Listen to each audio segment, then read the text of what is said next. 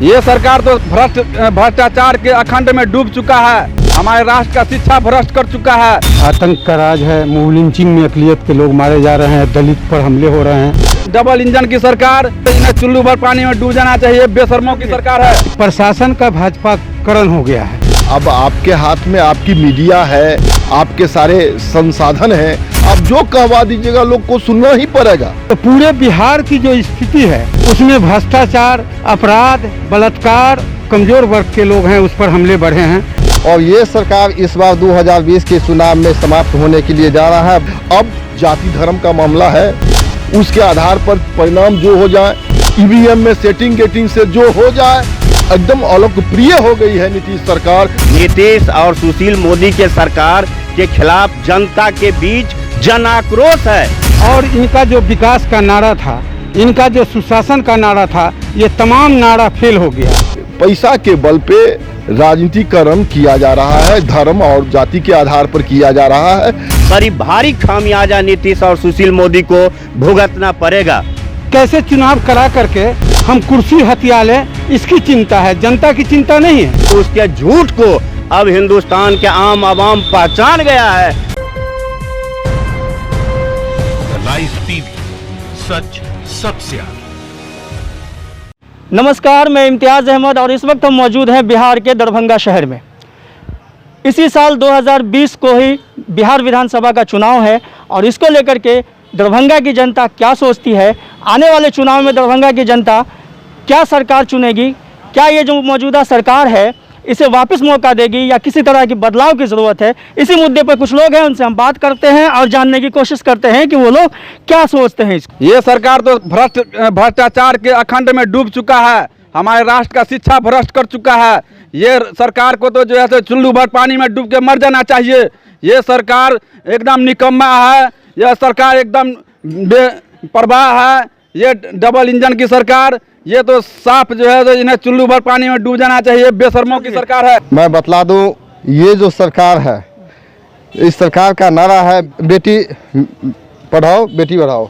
तो ये जो सिर्फ नारा तक ही सीमित रह गया है और ये सरकार इस बार 2020 के चुनाव में समाप्त होने के लिए जा रहा है। बहुजन की सरकार होगी। आज़ाद समाज पार्टी आ रहे हैं बिहार में और आज़ाद समाज पार्टी का जो है नाम सरकार यहाँ पर बनने के लिए जा रहा है।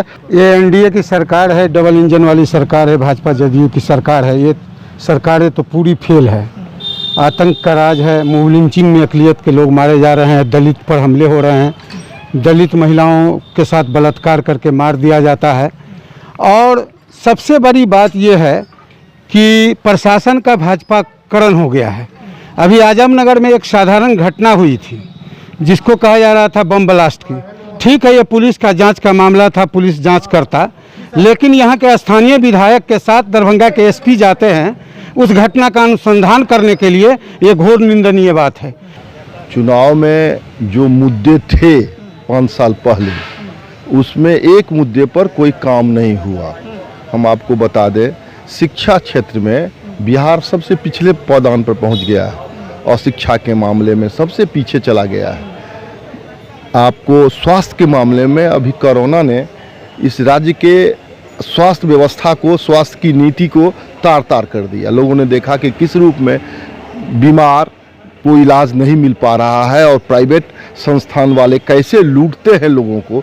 ये बात लोगों के सामने आ गई है और सरकार ये चुनाव लोगों के सर पर लादकर फिर से सत्ता हथियाने जैसा काम करना चाहता है, चूँकि सत्ता में बने रहना चाहता है और हमारे जनता के टैक्स के पैसा को लूट लेना चाहता है। सृजन घोटाला की तरह, दूसरे घोटाला की तरह हमारे गाढ़ी कमाई पर वो सरकार, पटना और दिल्ली की सरकार, उसके लगवा भगवा, उसके अगल बगल रहने वाले मंत्री संतरी गुलछर्रा उड़ा रहा है। जनता को कोई राहत का लाभ नहीं मिल रहा है। ये मीडिया में है, सरजमीन पर नहीं है। पीएम केयर फंड्स में वही घोटाला है। एक पैसा, हाँ, अनाज दे रहे हैं। अभी भी हम आपको कहना चाहते कि अभी गांव चलिए, अभी भी सैकड़ों परिवार एक एक गांव में है जिनको एक दाना अनाज नहीं मिला है।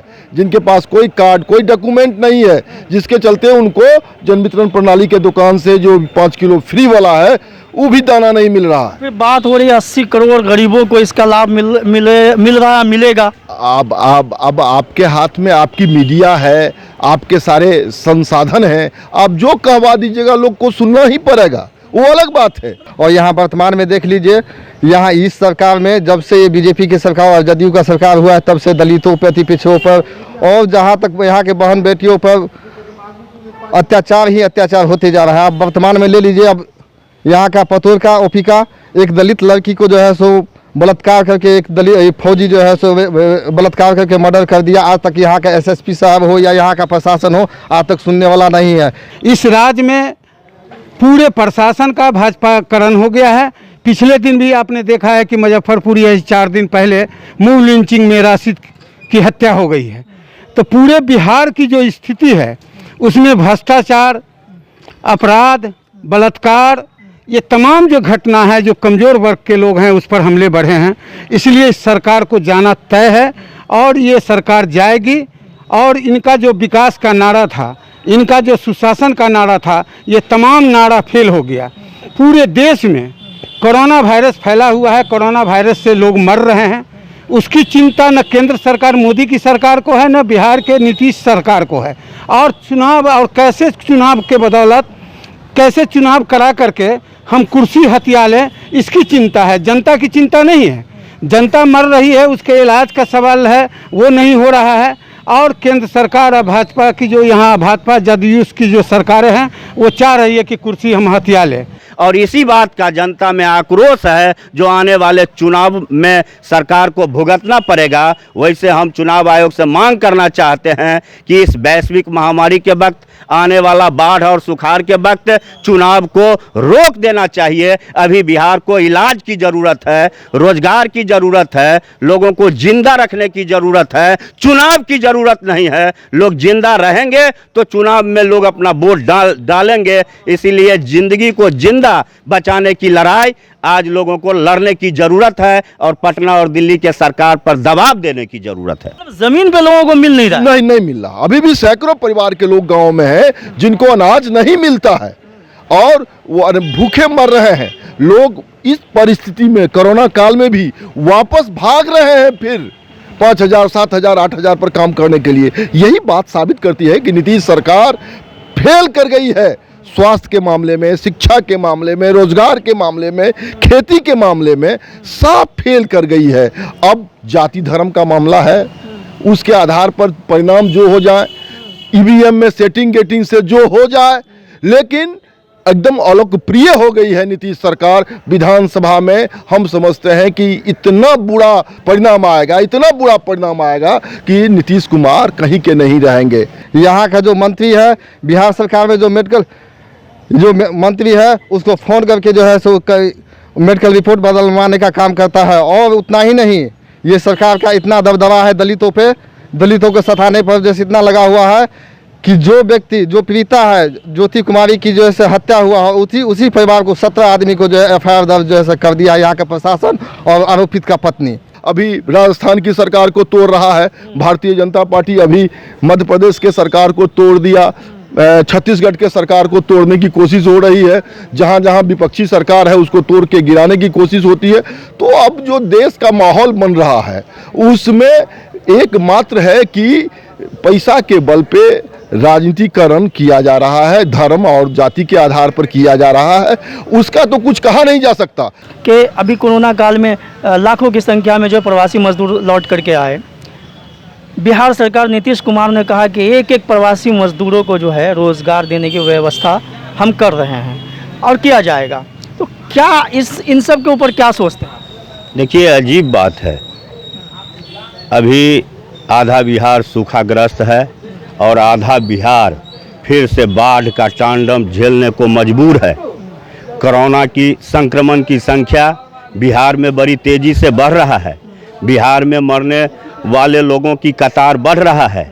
बिहार की सरकार मरीजों का इलाज ठीक से नहीं करा पा रहा है और इस स्थिति में बिहार में आभासी रैली, डिजिटल रैली, बिहार के जनता के बीच में तरह तरह का चुनाव, विधानसभा का चुनाव, पैक्स का चुनाव, एमएलसी का चुनाव, कई तरह के चुनाव की घोषणाएं बिहार सरकार और बिहार सरकार के मातहत जो चुनाव आयोग है, हम समझते हैं जो बिहार के इस पीड़ित जनता के घाव पर नमक छिड़कने जैसा ये चुनावी घोषणा सरकार के द्वारा हो रहा है। अभी चुनाव की ज़रूरत नहीं है बल्कि लोगों की जान बचाने की ज़रूरत है, ऐसा इनका ओपिनियन था। और भी लोगों की बात आपने सुना, क्या कुछ कहा उन्होंने, सारी बातें सुनी, कितने सरकार से वो खुश हैं मौजूदा सरकार से और कितने नाराज़ है।